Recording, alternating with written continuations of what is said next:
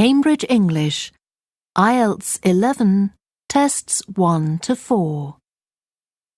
Published by Cambridge University Press and Cambridge English Language Assessment 2016. This recording is copyright. CD 2. Test 3. You will hear a number of different recordings, and you will have to answer questions on what you hear. There will be time for you to read the instructions and questions, and you will have a chance to check your work. All the recordings will be played once only. The test is in 4 sections. At the end of the test, you will be given 10 minutes to transfer your answers to an answer sheet. Now turn to Section 1. Section 1. You will hear a woman telephoning a tourist office to ask about free activities. First, you have some time to look at questions 1 to 6.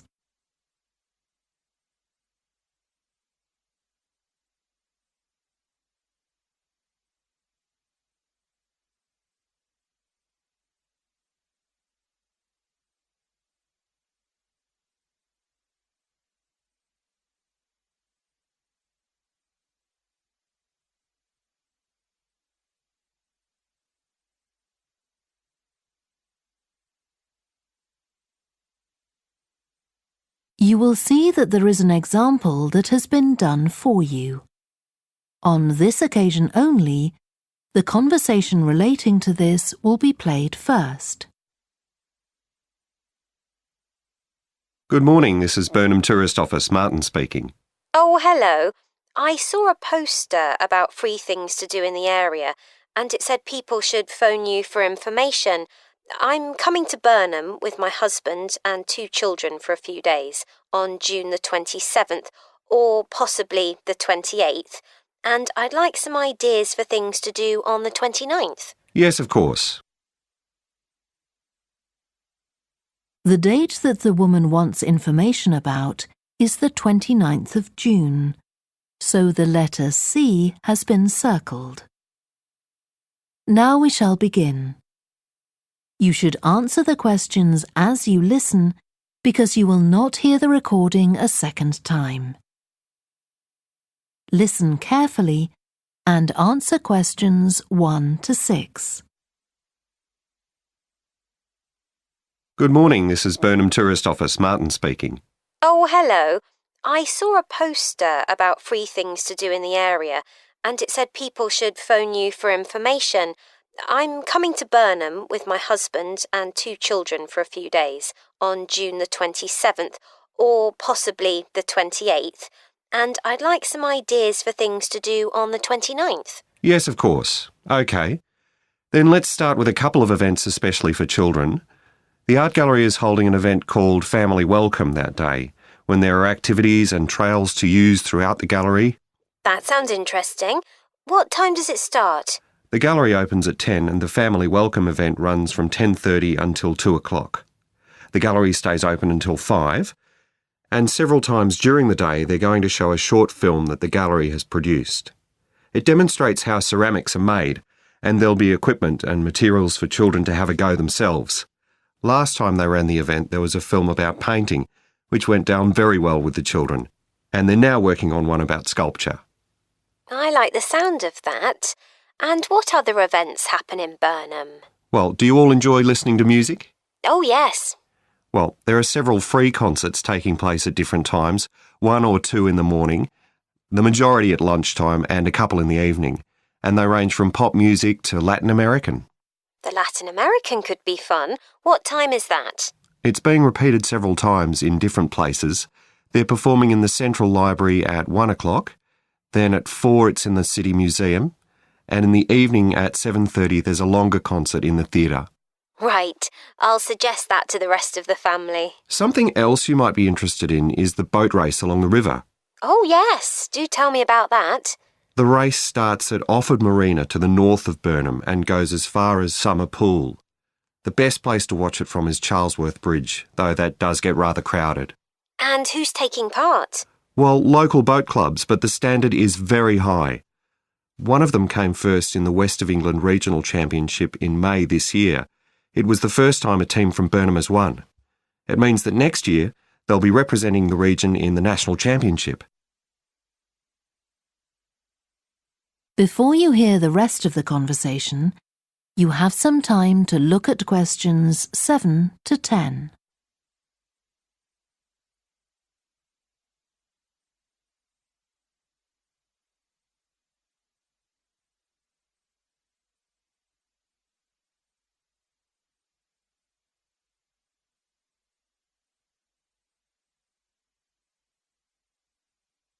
Now listen and answer questions 7 to 10. Now, I've heard something about Paxton Nature Reserve.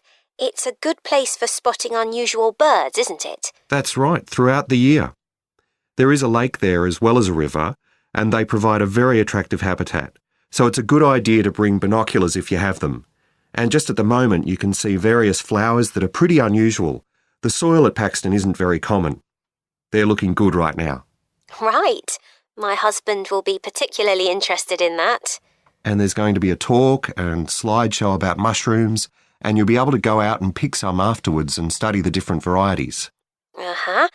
And is it possible for children to swim in the river? Yes, part of it has been fenced off to make it safe for children to swim in. It's very shallow and there's a lifeguard on duty whenever it's open. The lake is too deep, so swimming isn't allowed there. OK, we must remember to bring their swimming things in case we go to Paxton. How long does it take to get there by car from Burnham? About 20 minutes, but parking is very limited, so it's usually much easier to go by bus, and it takes about the same time. Right. Well, I'll discuss the options with the rest of the family. Thanks very much for all your help. You're welcome. Goodbye. Bye. That is the end of section 1.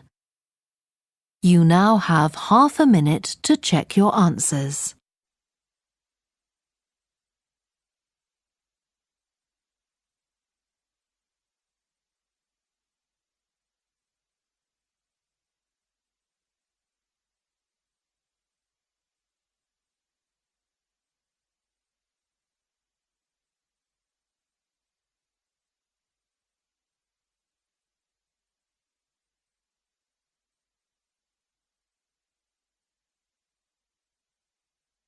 Now turn to section 2. Section 2. You will hear a talk given by a woman called Shona Ferguson about changes in a town called Barford. First, you have some time to look at questions 11 to 15.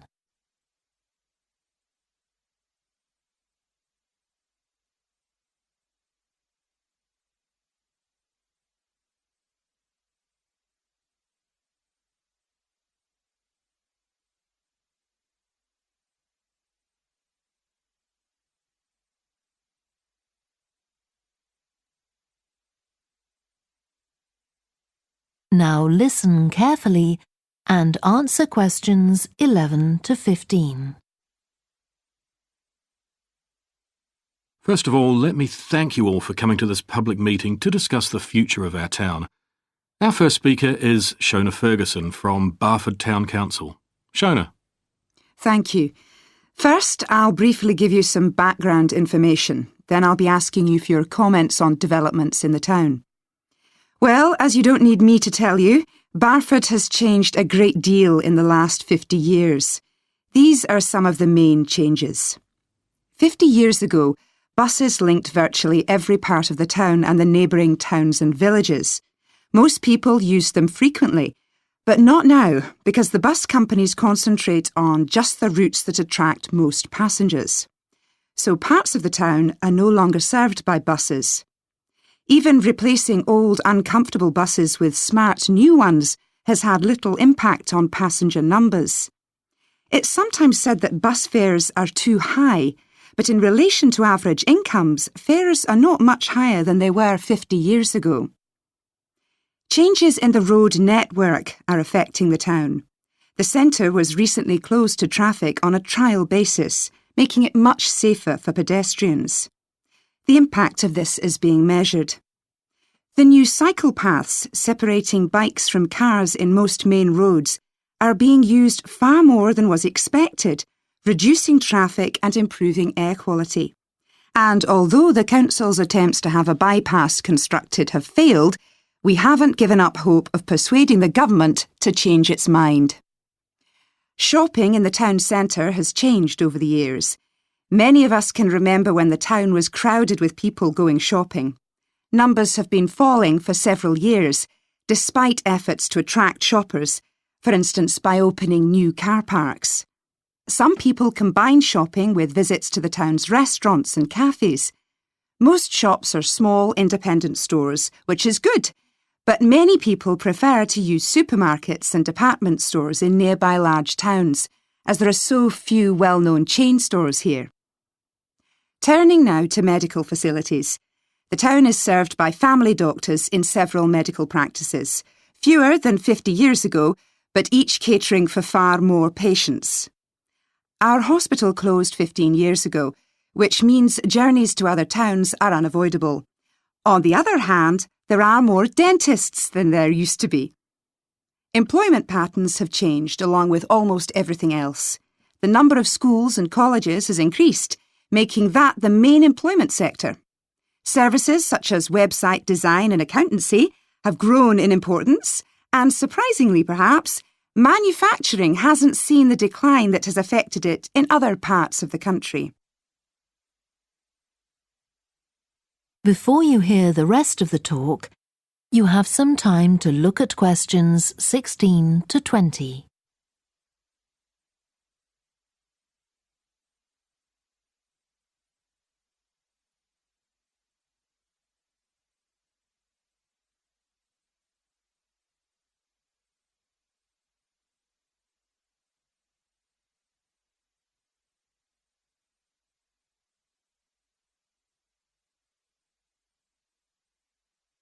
Now listen and answer questions 16 to 20. Now I'll very quickly outline current plans for some of the town's facilities, before asking for your comments. As you'll know if you regularly use the car park at the railway station, it's usually full. The railway company applied for permission to replace it with a multi-storey car park, but that was refused. Instead, the company has bought some adjoining land, and this will be used to increase the number of parking spaces. The Grand, the old cinema in the High Street, will close at the end of the year and reopen on a different site. You've probably seen the building under construction.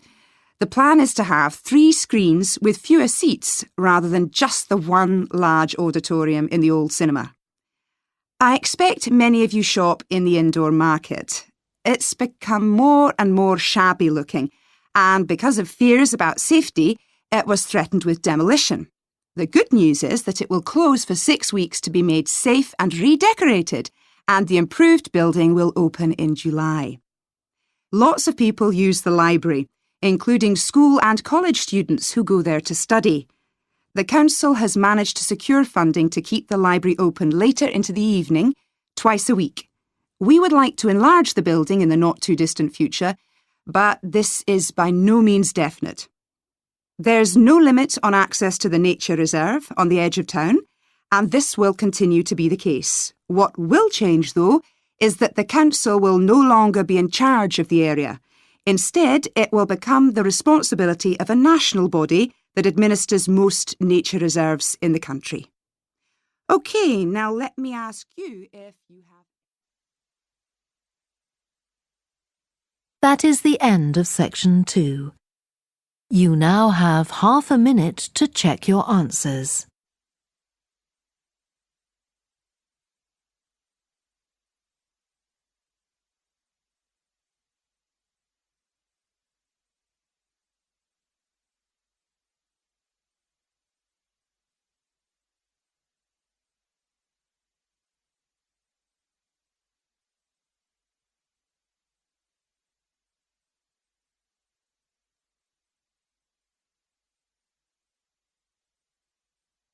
Now turn to section 3. Section 3. You will hear two students called Helen and Jeremy, who are studying creative writing, discussing a project for their course which involves writing and illustrating stories for children. First, you have some time to look at questions 21 to 26.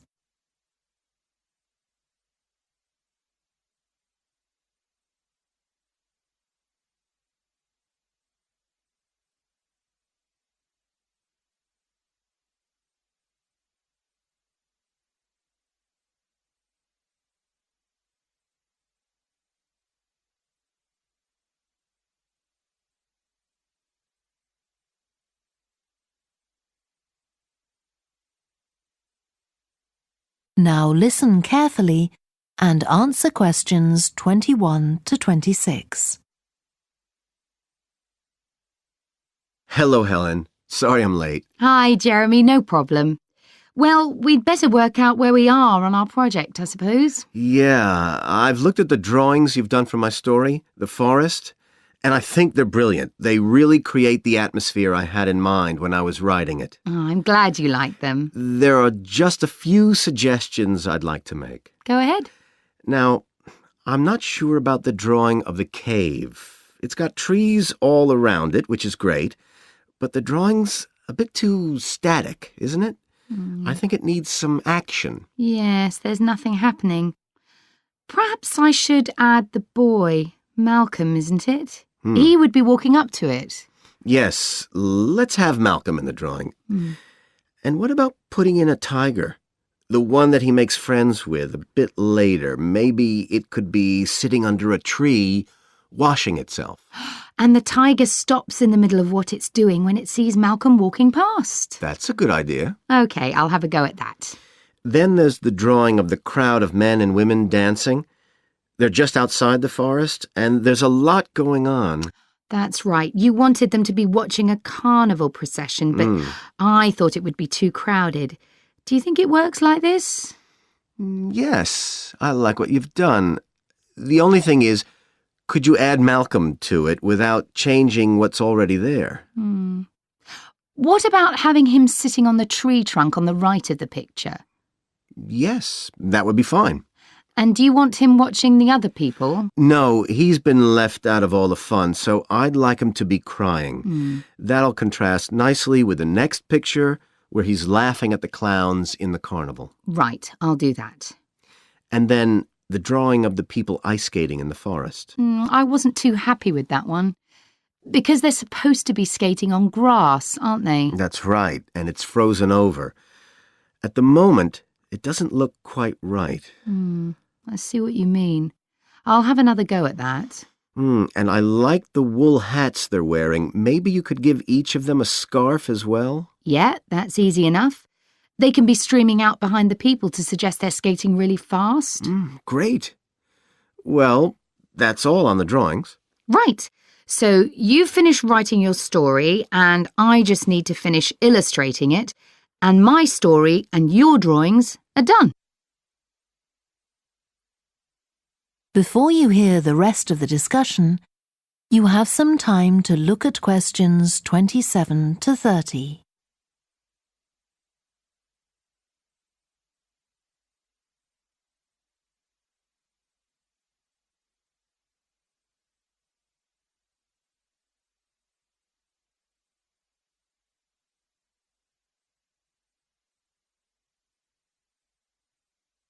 Now listen and answer questions 27 to 30.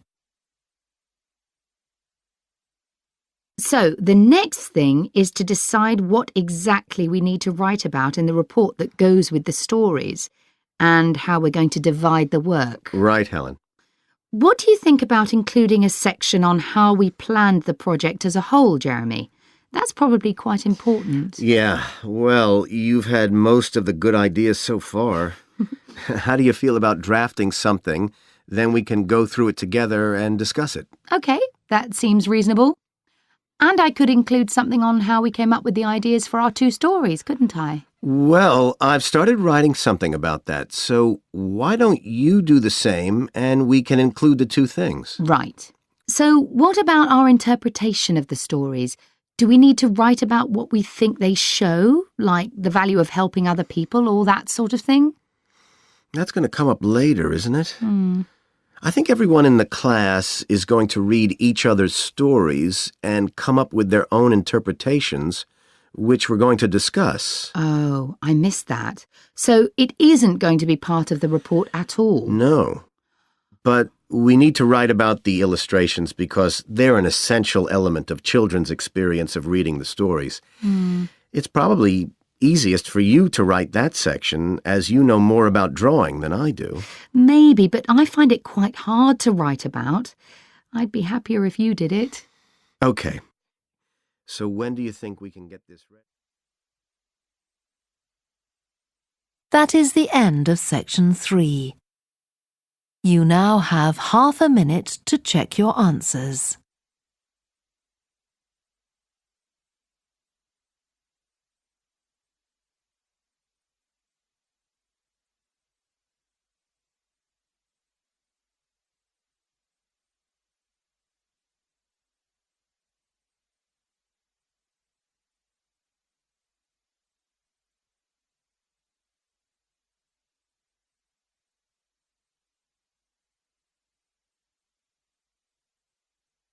Now turn to section 4.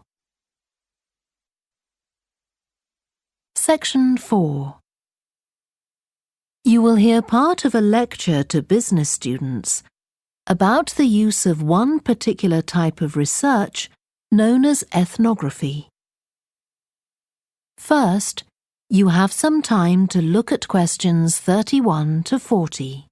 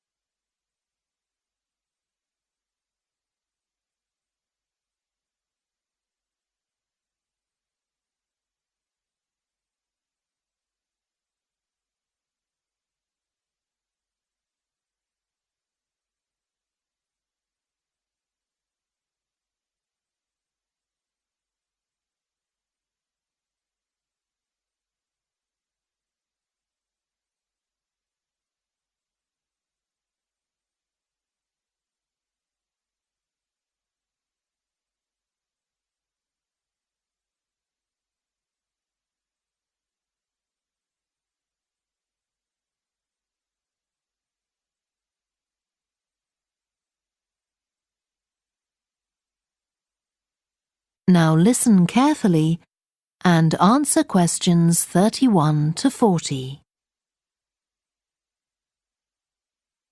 So, what I'm going to talk about to you today is something called ethnography. This is a type of research aimed at exploring the way human cultures work. It was first developed for use in anthropology, and it's also been used in sociology and communication studies. So, what's it got to do with business, you may ask? Well, businesses are finding that ethnography can offer them deeper insight into the possible needs of customers, either present or future, as well as providing valuable information about their attitudes towards existing products. And ethnography can also help companies to design new products or services that customers really want. Let's look at some examples of how ethnographic research works in business. One team of researchers did a project for a company manufacturing kitchen equipment. They watched how cooks used measuring cups to measure out things like sugar and flour. They saw that the cooks had to check and recheck the contents because although the measuring cups had numbers inside them, the cooks couldn't see these easily.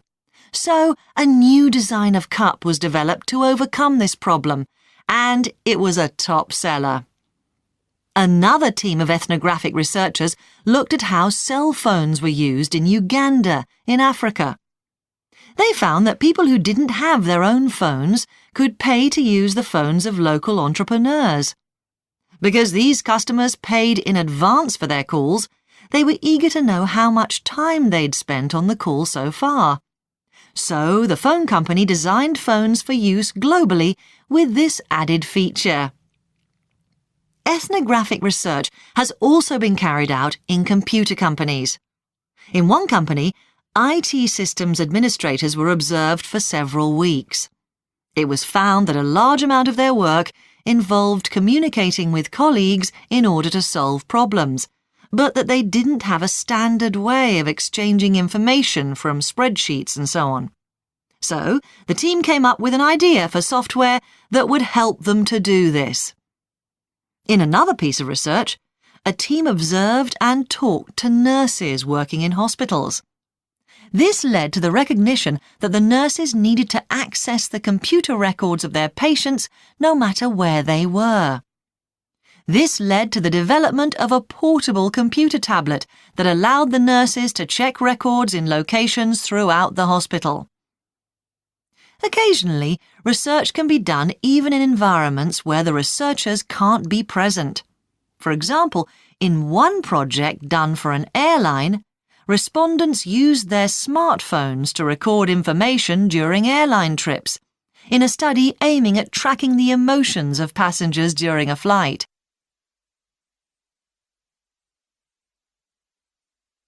So, what makes studies like these different from ordinary research? Let's look at some of the general principles behind ethnographic research in business. First of all, the researcher has to be completely open-minded. He or she hasn't thought up a hypothesis to be tested, as is the case in other types of research. Instead, they wait for the participants in the research to inform them. As far as choosing the participants themselves is concerned, that's not really all that different from ordinary research. The criteria according to which the participants are chosen may be something as simple as the age bracket they fall into, or the researchers may select them according to their income, or they might try to find a set of people who all use a particular product, for example. But it's absolutely crucial to recruit the right people as participants. As well as the criteria I've mentioned, they have to be comfortable talking about themselves and being watched as they go about their activities. Actually, most researchers say that people open up pretty easily, maybe because they're often in their own home or workplace. So, what makes this type of research special is that it's not just a matter of sending a questionnaire to the participants. Instead, the research is usually based on first-hand observation of what they are doing at the time. But that doesn't mean that the researcher never talks to the participants. However, unlike in traditional research, in this case, it's the participant rather than the researchers who decides what direction the interview will follow. This means that there's less likelihood of the researcher imposing his or her own ideas on the participant. But after they've said goodbye to their participants and got back to their office, the researcher's work isn't finished. Most researchers estimate that 70 to 80% of their time is spent not on the collecting of data, but on its analysis, looking at photos, listening to recordings and transcribing them, and so on. The researchers may end up with hundreds of pages of notes. And to determine what's significant, they don't focus on the sensational things or the unusual things. Instead, they try to identify a pattern of some sort in all this data and to discern the meaning behind it. This can result in some compelling insights that can, in turn, feed back to the whole design process. That is the end of section 4. You now have half a minute to check your answers.